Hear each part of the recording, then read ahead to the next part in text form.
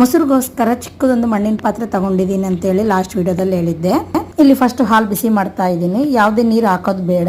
ನೀರು ಹಾಕಿದ್ರೆ ಮೊಸರು ಗಟ್ಟಿ ಬರೋದಿಲ್ಲ. ಹಾಲು ಏನಾದ್ರೂ ತುಂಬಾ ತಳು ಇದ್ರೆ ಸ್ವಲ್ಪ ಜಾಸ್ತಿ ಹೊತ್ತು ಕುದಿಸ್ಕೋಬೇಕು. ಹಾಲು ತುಂಬಾ ಬಿಸಿ ಇರಬಾರ್ದು, ಪೂರ್ತಿ ತಣ್ಣಗಾಗಬಾರ್ದು.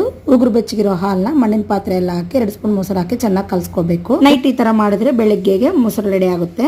ಸೇಮ್ ಇದೇ ಮೆಥಡ್ ಸ್ಟೀಲ್ ಪಾತ್ರೆಯಲ್ಲೂ ಕೂಡ ಮಾಡ್ಕೋಬಹುದು. ಏನಂದ್ರೆ ಮಣ್ಣಿನ ಪಾತ್ರೆ ಎಲ್ಲ ಆದ್ರೆ ಟೇಸ್ಟ್ ಚೆನ್ನಾಗಿರುತ್ತೆ, ಸ್ವಲ್ಪ ಕೂಲ್ ಇರುತ್ತೆ ಅಂತ ಹೇಳಿ. ಈಗ ಈ ಪಾತ್ರೆಯನ್ನ ಯಾವ ತರ ತೊಳಿಬೇಕು ಅಂತ ತೋರಿಸ್ತಾ ಇದ್ದೀನಿ. ಇಲ್ಲಿ ಸಾಫ್ಟ್ ಇರೋ ಸ್ಪಾಂಜ್ ತಗೊಂಡಿದ್ದೀನಿ. ಯಾವುದೇ ತರ ಡಿಟರ್ಜೆಂಟ್ ಲಿಕ್ವಿಡ್ ಯೂಸ್ ಮಾಡಬಾರ್ದು. ಹಂಗಾಗಿ ಸ್ವಲ್ಪ ಅಕ್ಕಿ ಹಿಟ್ಟಲ್ಲಿ ಸ್ವಲ್ಪ ನೀರು ಸೇರಿಸಿ ಕಲ್ಸ್ಬಿಟ್ಟು ಸಾಫ್ಟ್ ಇರೋ ಸ್ಕ್ರಬ್ ಇಂದ ತೊಳಿತಾ ಇದ್ದೀನಿ.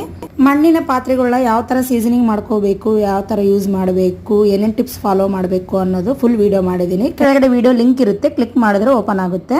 ಒಂದೊಂದ್ಸಲ ಮೊಸರು ಅದರಲ್ಲೇ ಇದ್ದು ಡ್ರೈ ಆಗಿದ್ರೆ, ಹೋಗಿಲ್ಲ ಅಂತಂದ್ರೆ ಸ್ವಲ್ಪ ಬಿಸಿ ನೀರು ಹಾಕಿ ಒಂದು 10 ನಿಮಿಷ ನೆನೆಸಿಟ್ಟು ಆಮೇಲೆ ತೊಳ್ಕೊಬಹುದು.